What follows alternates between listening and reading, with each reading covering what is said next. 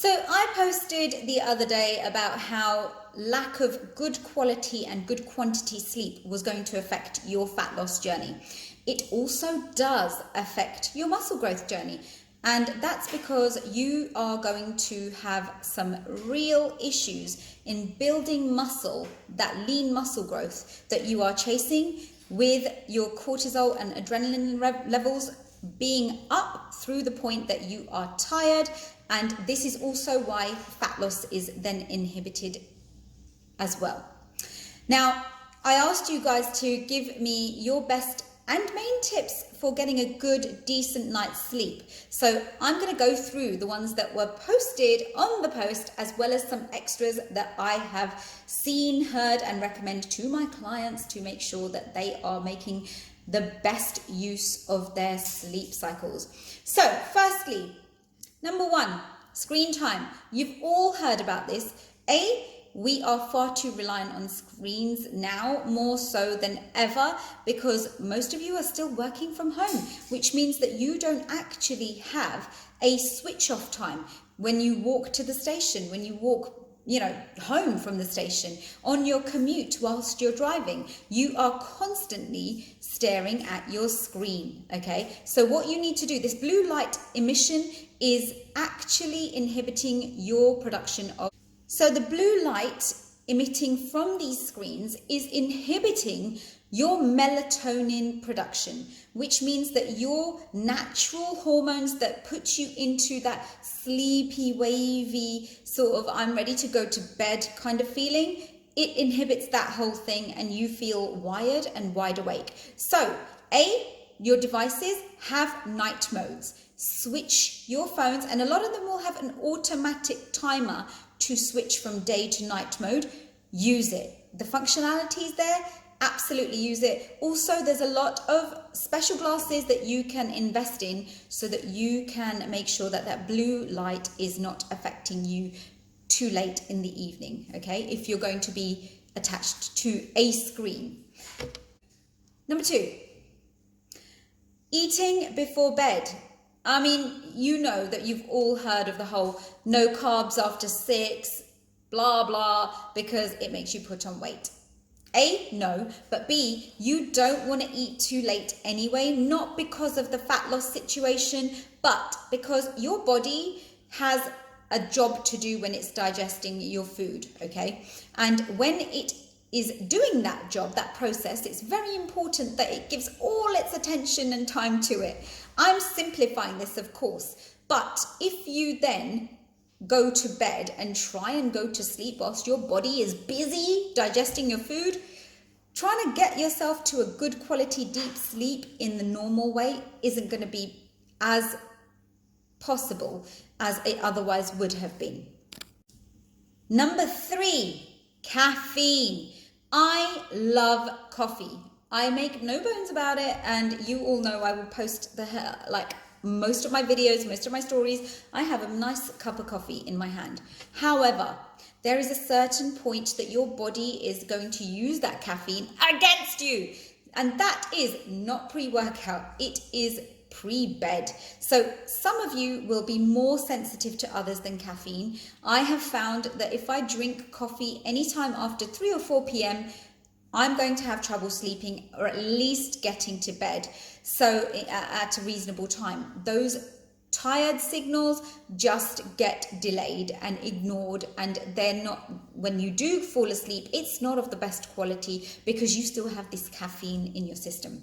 So try and cut out the coffee after 3 p.m. If need be, switch to decaf. I will have my coffees in the day, and then after 3 or 4 p.m. I will switch to decaf. Number 4, make sure that you have a great sleep routine put in place. Something that you use consistently every night, okay? Because us humans, our bodies love routine. I didn't realize this until I had my babies. And then I realized just how effective an amazing routine, regularly and consistently nailed, made such a difference to A, quality sleep, B, duration of sleep, and 3, the mood, the energy, and everything else that the sleep affects the next day, okay? So, sleep routine. If that means you have a bath, a nice warm bath, soak in some magnesium, Epsom salts, and then you get into bed, you have some lovely gentle music playing, maybe it's waves, maybe it's dolphins, whatever relaxes you, maybe it could even be white noise. Then journaling, meditation, yoga stretches, pre-bed stretches, any of those things will make such a difference if you have the routine set up so your body knows them and starts to absorb and understand them as cues for you to get deeper and deeper into time for bed, okay? So the more that you set up, if you have to, write it out and follow it.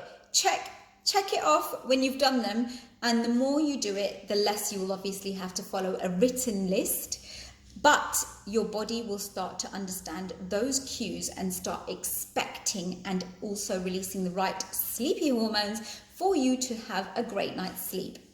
So, meditation. You can do guided meditations. There's so many available links on YouTube. I've used many, and even if you want to get specific about managing anxieties or deep sleep meditation, there's loads of different options out there. Number 2, journaling. The reason that I say journaling is because it empties everything that's going on up here that could interrupt your sleep flow to be exercised. And when I say exercised, I don't mean workout exercise, I mean exorcised from your minds, from your thoughts, and literally give your subconscious a bit of a break.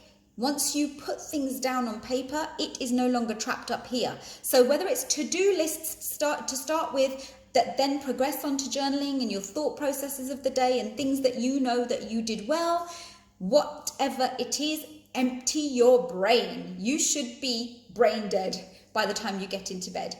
And then reading. Find yourself something that doesn't thought-provoke you, but more so lulls you into a very gentle sleep and thought processes, i.e.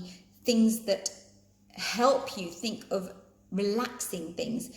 And the other thing that I would also like to add in accessories. And when I say accessories, I don't mean jewelry. We're talking scents. So lavender, ylang ylang, really calming scents, chamomile, even in teas. Nighttime pucker, nighttime teas have those herbs in them and will help your body to get into a really super relaxed state.